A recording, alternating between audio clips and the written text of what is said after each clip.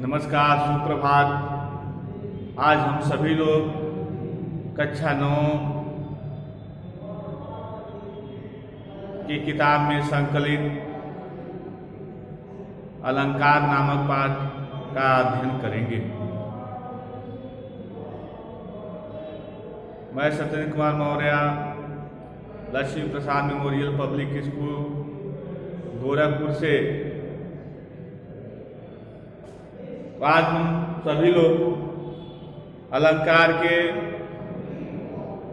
भाग के अंतर्गत अर्थालंकार का अध्ययन करेंगे। अर्थालंकार के जो भेद होते हैं वह 5 प्रकार के आपके सिलेबस में दिया गया। आपको 5 प्रकार के अर्थालंकार पढ़ना है। पहला है उपमा, दूसरा है रूपक, तीसरा उत्प्रेक्षा,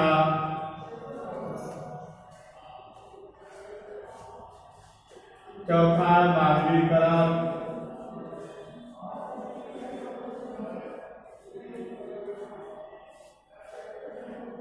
मानवीकरण, पांचवा अतिशयोक्ति।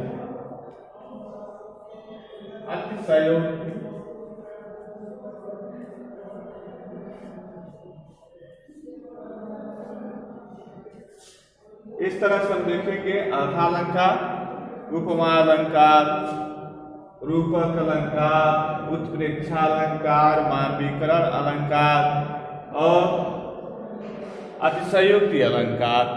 यह 5 प्रकार के अलंकार आपके सिलेबस में अर्थालंकार के अंतर्गत रखे गए हैं। तो हम कल के वीडियो हम देखे, इसके पहले वाली जो वीडियो थी उसमें हमने उपमा और रूपक अलंकार किस प्रकार से पहचाने जाते हैं, कैसे अवस्था में उन्हें हम उपमा कहेंगे, कैसे अवस्था में हम उन्हें रूपक कहेंगे। दोनों अलंकारों के जो भेद होते हैं और जो उनके पहचानने के जो गुण होते हैं उनको हम आपको बताएं। जैसा हम सभी लोग जानते हैं, उपमा जहाँ उपमेय का उपमान के साथ समानता स्थापित कर दी जाए, वहाँ पर उपमा अलंकार सासी से शब्द के माध्यम से भी हम पहचानते हैं। उपमा अलंकार के 4 भाग भी होते हैं। तो उस स्तर से यदि हम देखें तो उपमेय होता, उपमान होता, साधारण धर्म भी, या यूँ कहा जाए कि साधारण धर्म, वाचक शब्द, इस तरह के चारों उपमा अलंकार में पाए जाते हैं। वही रूपक अलंकार जहाँ उपमेय का उपमान में आरोपरत कहें या आरोपबद्ध कहें कर दिया जाए, वहाँ पर रूपक अलंकार होता है। जैसे चरण कमल बंधु हरिराई, इस तरह से आज हम सभी लोग उत्प्रेक्षा, कौन सा अलंकार? उत्प्रेक्षा अलंकार का अध्ययन करेंगे। इसके अंतर्गत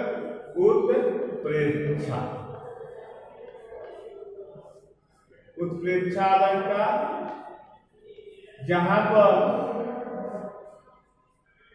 जहां पर उपमेय का उपमान में समानता, या यूं कहा जाए कि संभावना क्या होती है, समानता न कहें, संभावना। जहां उपमेय, परिभाषा देखें, जहां उपमेय में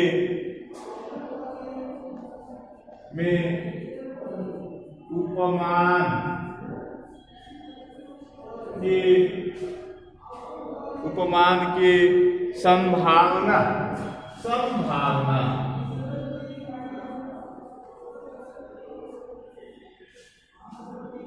संभावना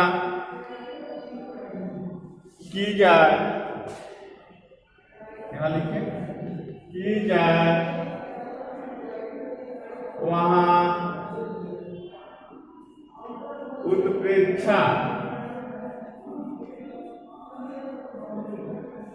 वहाँ उत्प्रेक्षा अलंकार होता है। देखिए, जहाँ उपमेय में उपमान की संभावना की जाए या व्यक्त की जाए, संभावना यहाँ लिखिए व्यक्त,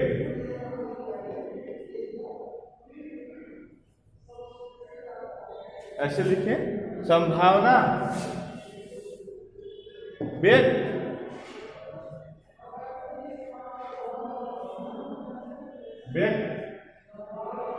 की जाए, वहां उत्प्रेक्षा अलंकार होता है। व्यक्त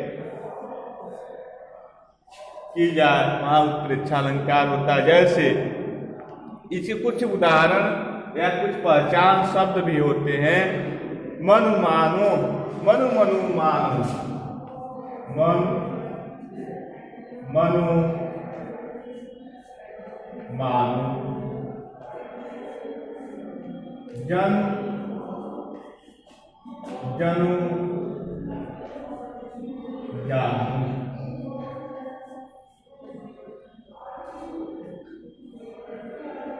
ठीक इस तरह से मन मन मानो, मनु मानो, जनु जनु जानो इत्यादि शब्द जहाँ आते हैं, ये शब्द जहाँ आ जाते हैं, ये शब्द जहाँ आ जाते हैं, वहाँ कौन सा अलंकार होता है? उत्प्रेक्षा, उत्प्रेक्षा अलंकार होता है।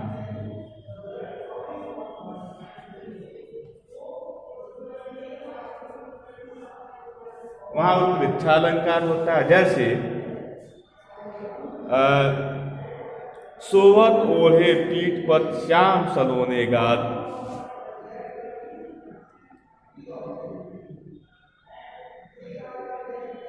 सोहत ओढ़े पीठ पर, सोहत जैसे उदाहरण देखें, उदाहरण सोहत, सोहत ओढ़े,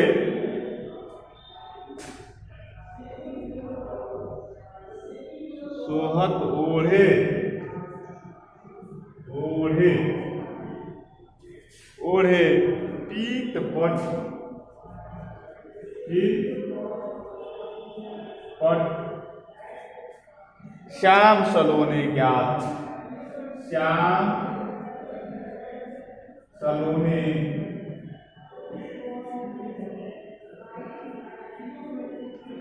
गात, मनु नीलमणि शैल पर, मनु नीलमणि शैल पर,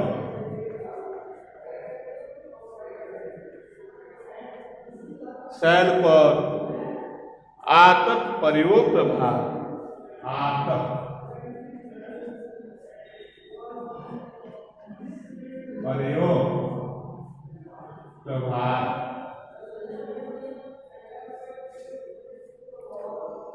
प्रयोग प्रभात, सोहत ओढ़े पीठ पर श्याम सलोने गात, मनु नीलमणि शैल पर आतप प्रयोग प्रभात।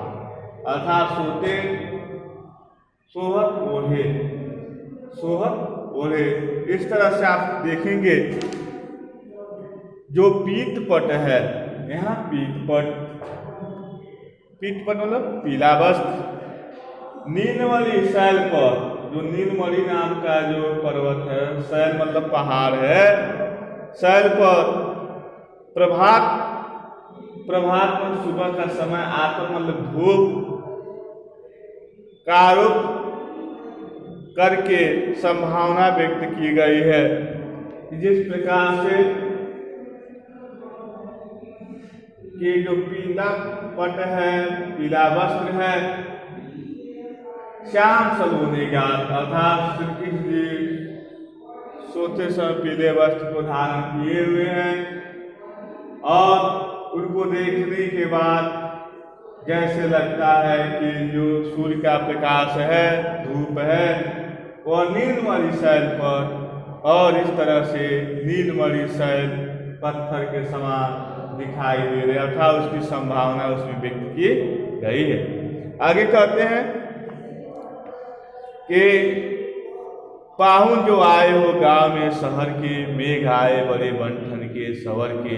यह मानवीकरण में भी इसकी संभावना, लेकिन यहाँ पर देखिए, यहाँ दिया गया है उदाहरण में, लिख लीजिए।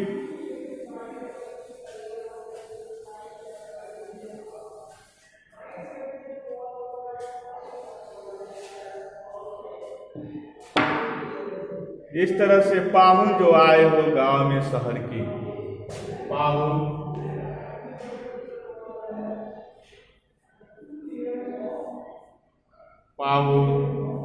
जो आए हो,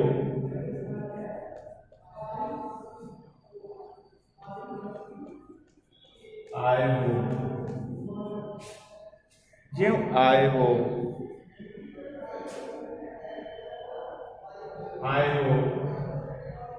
गांव में शहर की,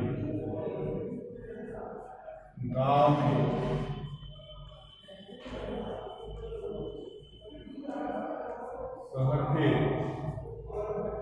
शहर के मेघ आए बड़े बंठन के सवर के। मेघ आए बड़े बंठन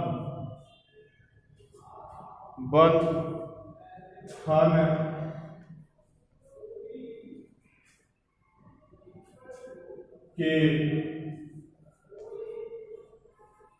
सवर के।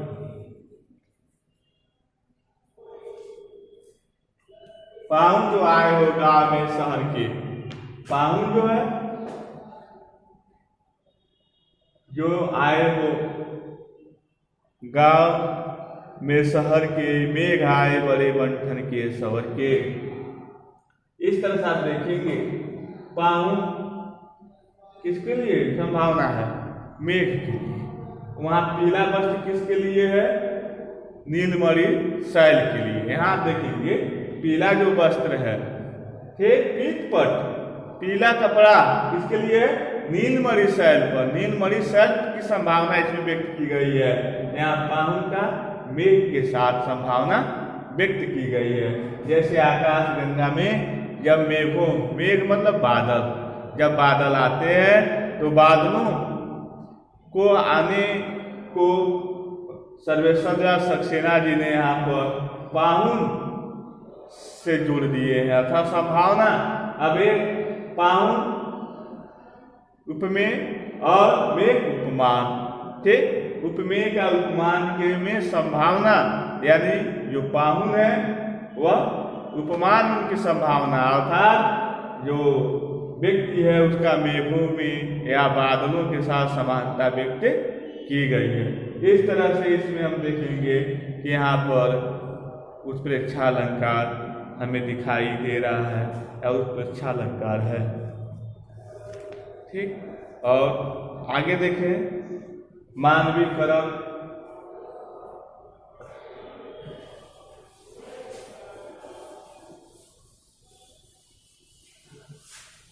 मानवीकरण अलंकार, मानवीकरण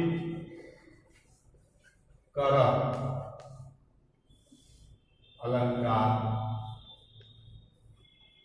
परिभाषा देखें। परिभाषा है जहां जड़ प्रकृति या वस्तु का, या जहां प्रकृति का, जहां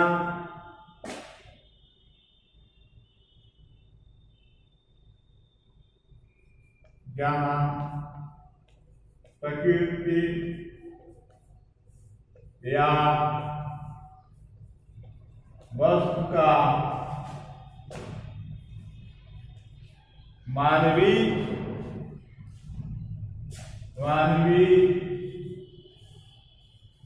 भावनाओं मानवीय भावनाओं या क्रियाओं का आरोप हो या क्रियाओं, ऐसी क्रियाओं का आरोप हो, वहाँ मानवीकरण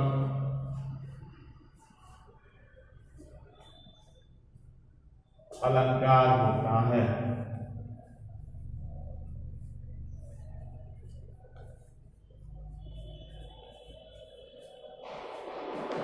जहाँ प्रकृति या वस्तु का मानवीय भावनाओं या क्रियाओं का आरोप हो, वहां पर मानवीकरण अलंकार होता है। जैसे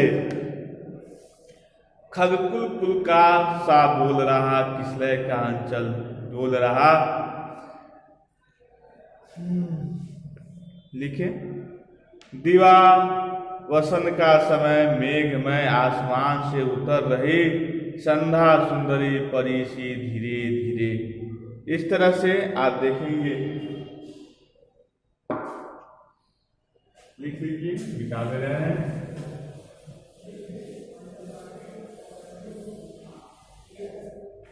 उदाहरण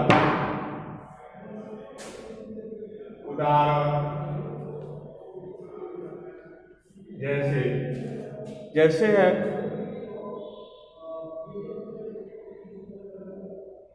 मेघ आए बड़े बन ठन के समर के। देखिए, मेघ आए बड़े बन ठन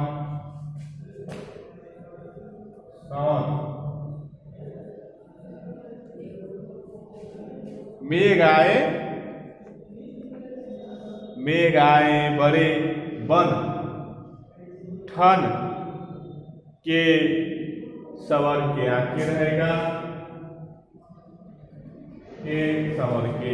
अब देखिए, मेघ आए बड़े बन ठन के सवर के। मेघ मीन्स होता है बादल। बादल कैसे आ रहे हैं?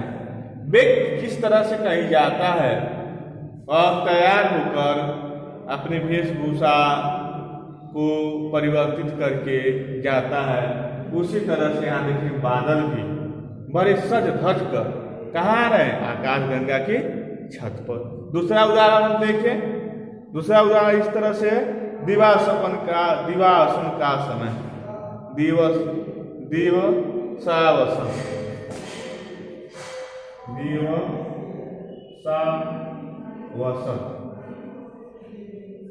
दूसरा उदाहरण है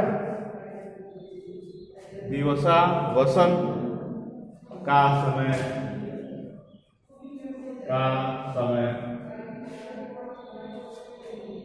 मेघमय आसमान से उतर रही, मेघमय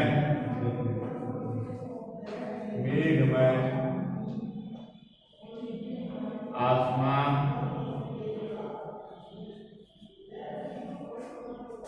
से उतर रही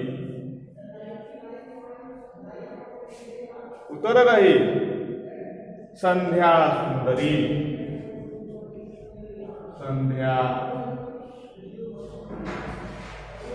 सुंदरी। संध्या सुंदरी परी सी धीरे धीरे। परी सी धीरे धीरे धीरे। देखिए, दिवसावसन का समय, मेघमय आसमान से उतर रही संध्या सुंदरी। देख लीजिए, संध्या सुंदरी परी सी धीरे धीरे। इस तरह से हम देखेंगे कि संध्या का समय, दिन का समाप्त होने वाला समय, मेघमय बादल लगे हुए आसमान में, आसमान से उतर रही संध्या सुंदरी, अर्थात संध्या सुंदरी परिसी, संध्या शाम के वेला में संध्या परिसी दिखाई दे रही है। और इस तरह से यहाँ मानवीकरण अर्थात सुंदरी को किससे जोड़ दिया गया है? मेघ से। सुंदरी, संध्या सुंदरी परिसी, और इस तरह से मेघ से परिसी संध्या सुंदरी को जोड़ दिया गया है। तो यहाँ यूँ कहा जाएगा, इस पंक्तियों में हमें मानवीकरण अलंकार की दृष्टिगत हो रही है, अर्थात मानवीकरण अलंकार इसमें दिख रहा है। आज की वीडियो में इतना ही, और आगे के बचे हुए जो अतिशयोक्ति अलंकार है अगले वीडियो में आऊँगा।